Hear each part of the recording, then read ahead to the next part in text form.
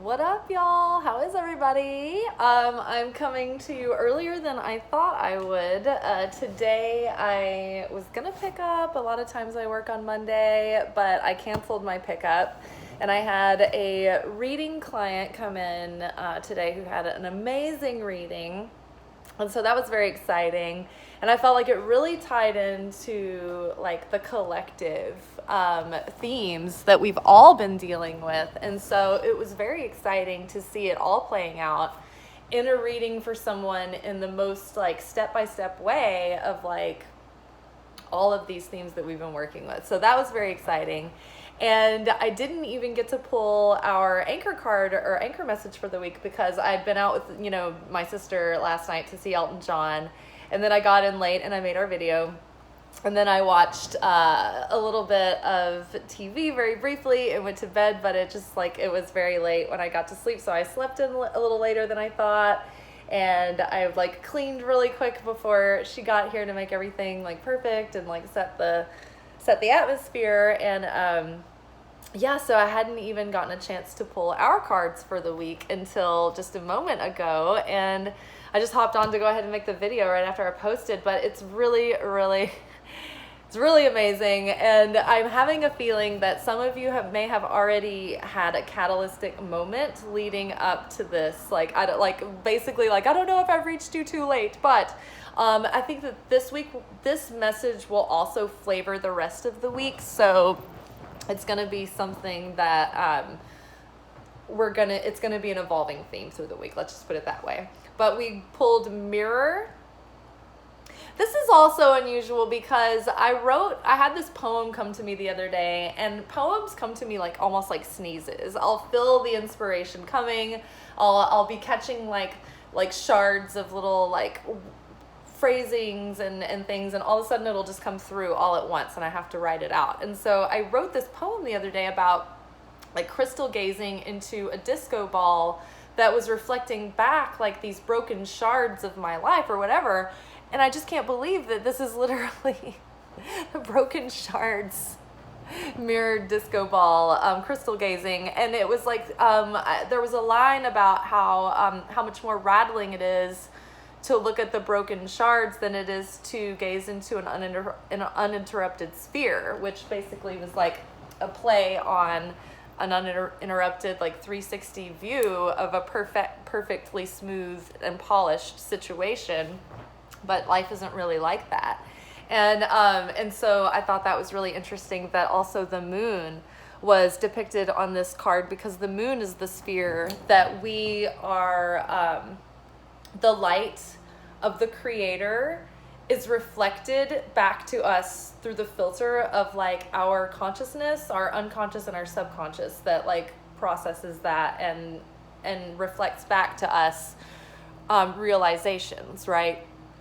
So the sun is reflected by the moon, the moonlight is reflecting the sunlight. So, and we can kind of gaze and look into the moonlight without burning our eyes because it's only a reflection of the sunlight and it's not too strong. So in that way, we can actually look deeply into the light of the sun. That metaphor is true for spirituality.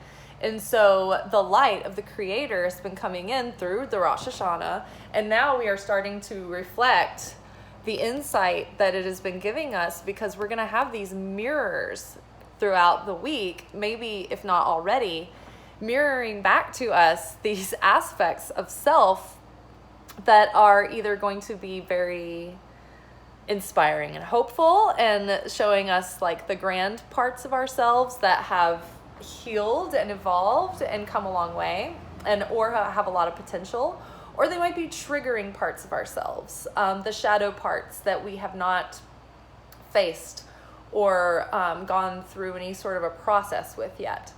And so this is going to be showing us or inviting us where the assignment is, where the highlighter is, right, in the game plan.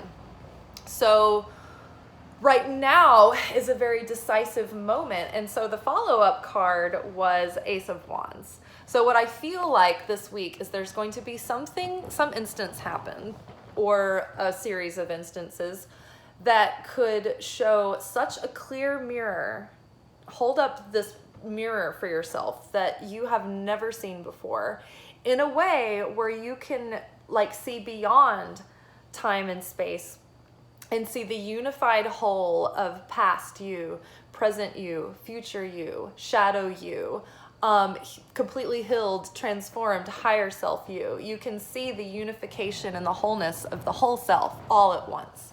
And then you can stop in that moment of trigger, or in these moments where you're recognizing these mirrors, and you can say, okay, wow, practice restriction, pause, slow down and observe, and look deeper into what's triggering you or what is inspiring you, and check in.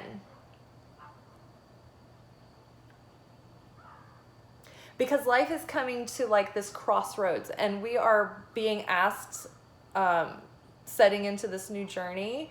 Like life is like, okay, you're evolved enough at this point to be able to be presented with a situation, and you have to choose between ego and the higher self. The ego being, driven by, well, wanting to control and fear and, pride and, the small self and self-serving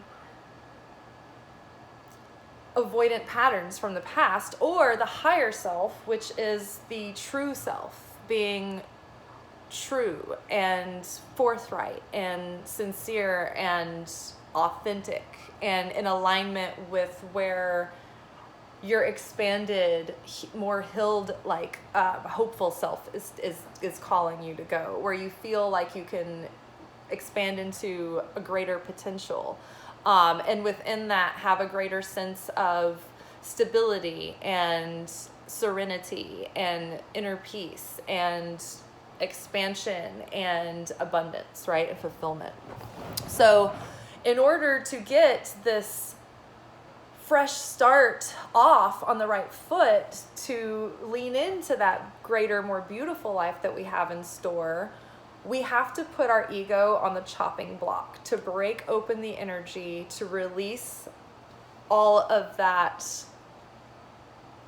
raw potential and raw, literally pure raw energy, and transform it into something like inspiration, into light, into the fuel that we are putting into creating the beautiful life that we want for ourselves. But the sacrifice is that we have to say no to the old patterns that keep us small, that keep us in, sorry, my knee was weird. The old patterns that keep us small, or that keep us trapped in these toxic cycles, or learning the same lesson over and over again and never expanding, right? And staying in this like sort of stagnant moment in time. So it's very exciting. Crossroads moment, we're being asked to choose with our free will, like the higher path or the better road for us, or the one that's going to be more in alignment with our heart and soul. But it's not, it may be a scary moment. I don't know. It's something is going to be a catalyst, right? And it's going to be a mirror, and it may be uncomfortable, but try to push through the discomfort and try to resist the urge to be reactive, and go into like a default setting, right? Because this is your moment where you get to embody all the growth and show that you can take steps as your higher self. You can embody the lessons, you can embody the transformation and set it into stone by actually following the guidance of the higher self and taking action in that positive direction, right? That expansive direction, that direction that feels good and good to your heart and soul and consciousness, all in alignment, right? But check in. Don't anesthetize the discomfort. Feel good. That would be the ego feeling better. That would be pacifying the ego, right? Think about the greater, bigger picture, right? And keep your self-worth and trust in mind. And if everything were going to play out for your highest good, and you had absolute trust in the Creator and yourself, what direction do you go in then, Okay, guys, I think that this is all I want to say, oh, I did want to read from the booklet Mirror, because there's some sort of like some additional message in that it's not exactly what I just talked about. Okay, so mirror, the reflection, the illusion, the looking glass. We look into mirrors every day without recognizing them as portals into another realm. They can shatter, flatter, distort, reflect, and project an image back to us that we deem to be true. The energy of the mirror is all about self-perception. When the archetype of the mirror appears, we are in the mythic land of Narcissus, who saw himself reflected in a pool and fell in love with his own image. So compelled by his reflection, he could not turn away, a fixation that eventually led to his death. Recognize the power and danger of the mirror. It is a construct, one that may drive a shard between you and your true self. The mirror contains trickster energy. Put the phone down, stop with the comparisons, and let the mirror stand empty for a while. Rest with the one inside. When light, witnessing the deeper self and pure awareness. But when dark, narcissism, comparison, harsh edges. Oh, was it last night's message? It was all about soft, being soft, softening the message, softening yourself to receive a message also. To go deeper, she references Yayoi Kusama's Infinity Mirror Rooms. Sorry, I don't know how to pronounce that name. For further reflections, read the poem I Am Not I by Juan Jimenez and Yoko Ono's Mirror piece in Grapefruit. Speak to yourself gently and kindly in the mirror. It will feel awkward at first, but it is a sure way to become friends with yourself. I've tried to talk nicely to myself in the mirror, and it does feel awkward and weird.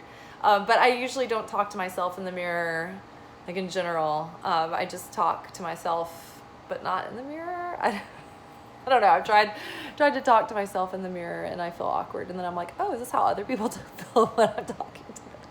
Just awkward. It's too much. It's all too much. All right, you guys.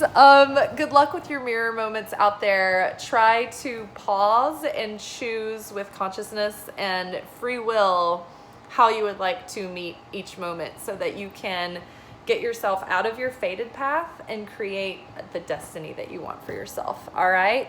Y'all be good. Ciao.